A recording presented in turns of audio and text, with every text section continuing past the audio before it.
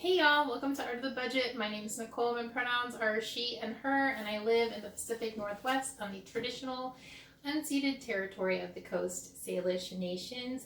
And happy whichever day of Vlogmas, aka December it is. Today we're going to be making sauerkraut featuring my new product, the pusher downers. These are them right here. And I'm wearing a new Christmas present, a shirt that my sister gave me with a cool Keith Haring drawing and an awesome sentiment to ring in 2021 with. Let me know down below if you have ever made sauerkraut or fermented veggies of your own, or even made kombucha before. I'd love to know. Here's what you're going to need. You'll need cabbage, of course. Any type is fine. I like to use the red cabbage when I make kraut. Carrots or other veggie add-ins. These are totally optional, totally up to you. And you can also add things like caraway seed or juniper berry. That's totally up to you. I won't be adding anything like that today just because I don't have it on hand. You'll need salt, and kosher salt is great. I've also got some pink Himalayan salt on hand. You can use either, totally fine. I've got a measuring spoon for that. I'll need 2 to 3 tablespoons. And then I've got my pusher downers. These are not essential, but they're nice to have. And then of course back here I've got plenty of jars. Any jar is fine. The pusher downers are designed for the wide mouth mason jars, but they'll work in other types as well. And for making kraut, any kind is just fine. Quick pro tip, as I'm getting my cabbage ready, I'm going to pull off a couple of the, not the completely outside leaves, but a couple of the outside leaves once I've peeled off like the gross ones. And I'm going to reserve these for later. So just like 2 of these should do the trick. Now that I've got my reserved leaves, I've got these things ready to chop, and I've got a big bowl I'm going to put them all into. You can simply julienne these. Julienning them is fine. I'm just going to grate them just to make it go faster.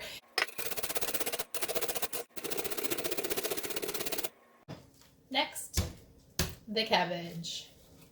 I usually just cut kind of around this thing.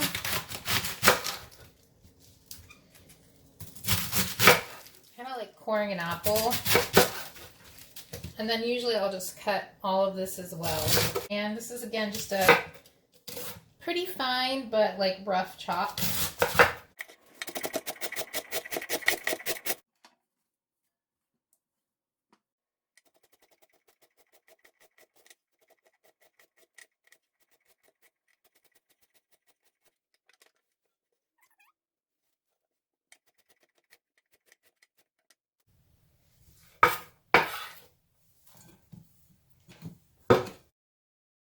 So once you've got this all in here, again, you can add any other veggies you want. I'm going to simply add 2 to 3 tablespoons of salt. You want at least 2 tablespoons because the salt is what's going to create the atmosphere so that it doesn't mold. Typically, it's been my experience that if it's not good, it's very clear. Anyway, 2 tablespoons, and then you can add more depending on how you like your kraut, if you like it to have a salty flavor or not.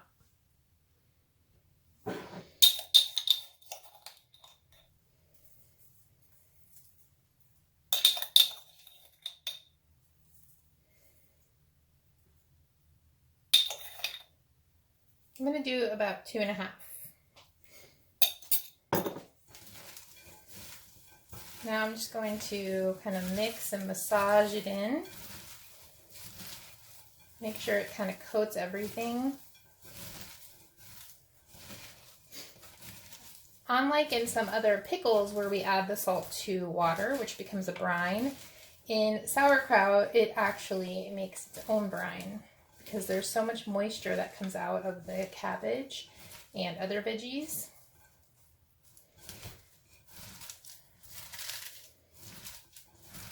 So I'm going to give it a little massage, and then I'm going to give it just a cover with a dish towel and let it hang out for a few hours, and then we'll pick back up when it's given up all of its good juice. Quick, while I'm waiting for the cabbage, I'm going to cook up a little meal.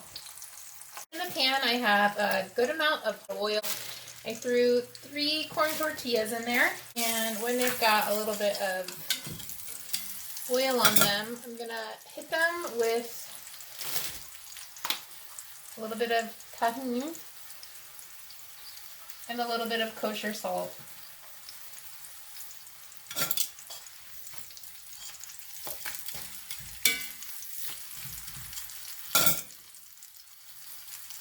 And I'm just gonna let them crisp up a little bit. In this container, I have some leftover pork roast from Christmas, and just to get it heated up, I'm just gonna cut it into little pieces. I saw somebody on YouTube using scissors to cut meat, and I am 100% convinced it is genius. Alright, so as I flip these, you can see they're starting to get really crispy, and I'm just going to let that meat fall down.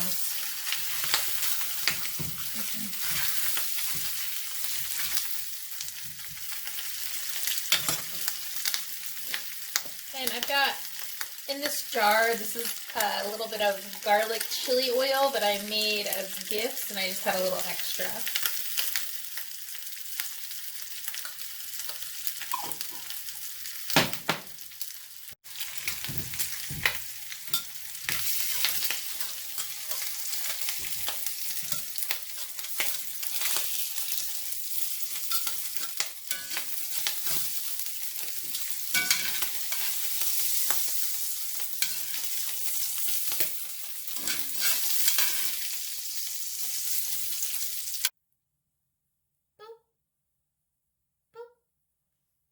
Okay, next I'm going to put just a little bit of crumbled, this is just a sharp cheddar cheese.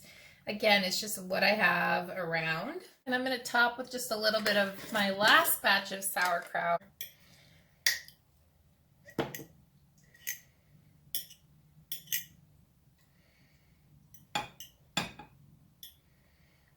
Okay, I'm going to give it a taste.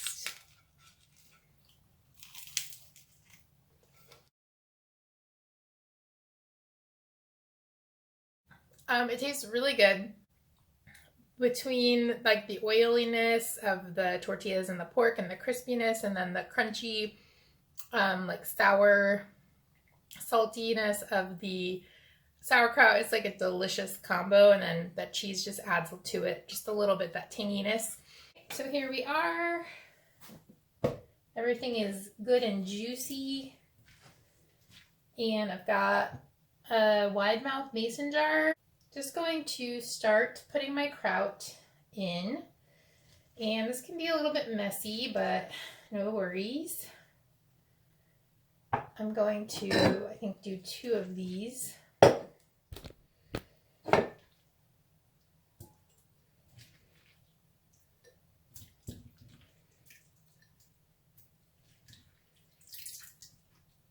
And as I'm going, I'm going to start kind of firmly pushing this down.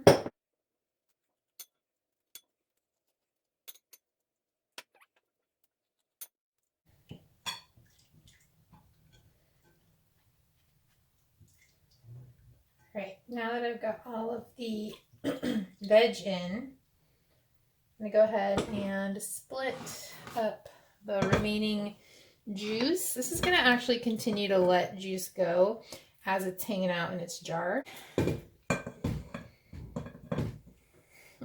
Now that we've got our jars filled, I'm going to just press down on top, and you're going to see how this juice pools. So, quick pro tip. I'm going to take my cabbage leaf, and I'm going to just make a piece that sort of fits in the top of the jar.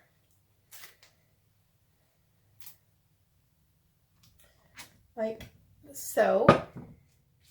I have another one. Here we go. Like so. And I'm just going to cover all the kraut up with that. And as you can see, again, when I press, that juice comes up above.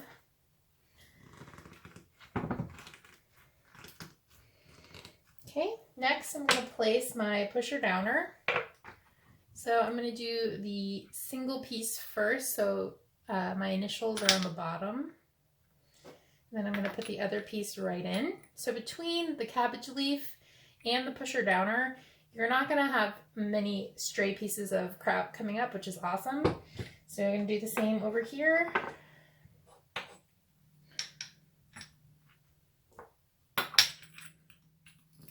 Okay, and then the next thing I'm going to do is, you can use these lids, it's no worries. The pusher downer also keeps the brine away from the metal, so there's less like oxidation overall, but you might still see that as long as it's not touching your kraut. I've never had a problem, but I actually really like these plastic lids for this reason.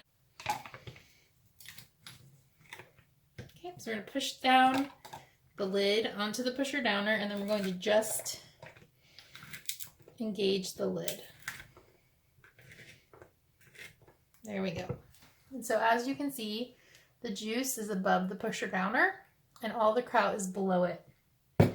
Do the same thing over here. So I'm going to just push the pusher downer with the lid and then just engage the lid. The reason that I don't engage the lid all the way is because often as things are fermenting, sometimes this liquid will increase and you get a little bit of overflow. No big deal. I just put it in a bowl so that while it's sitting there fermenting, it can do its thing. No worries. I'll place this in a dim, slightly warm part of my house. So I live in Washington State, which is pretty cool all the time. So I have a small room, the room where my refrigerator is, and it actually has a heating vent. So that room is like slightly warmer than the rest of the house. So I like to put it there. But if you're somewhere like my home state of Florida, where it's really hot all the time, you actually might want to place it somewhere where it's a little bit cooler. And I'm gonna let this go for about 2 weeks before I check it. But if you're somewhere warmer, check it sooner because fermentation is gonna happen faster. The way that I check it is I taste it. So I just go ahead and open it up, take some of the kraut out. If it tastes like boring, salty cabbage, it's not ready yet. If it's moldy or it tastes bad, don't eat it. But you probably will be surprised at how unlikely it is you run into that. So what you're looking for is you're looking for that pickly, tangy taste. And the longer you go, the stronger it will get. So you just finish fermenting when it tastes good to you. And by finish fermenting, I just mean chuck it in the fridge. Fermentation will continue, but it'll be way slowed down in the fridge. And that can last in there for months, but I doubt that it will last that long. So yeah, that is how you ferment kraut. You can also do this with like any mixed veggies. I just like to chop up veggies and throw it in a brine, in which case I actually mix my 2 tablespoons of salt with water and then fill up the jar with brine till it's above the veggies and then push them down. Yeah, let me know down below if you're going to try this or if you already do fermentation, and I will see you in the next video. Recognize this area from when I make coffee and my what I eat in a day videos. So down here below is where I put my kraut. This light in this room is usually not on. There's a heating vent right there. So I feel like it's a good place for it. It's worked really well for me. And like I said, I'm going to check in about 2 weeks and see how it's doing.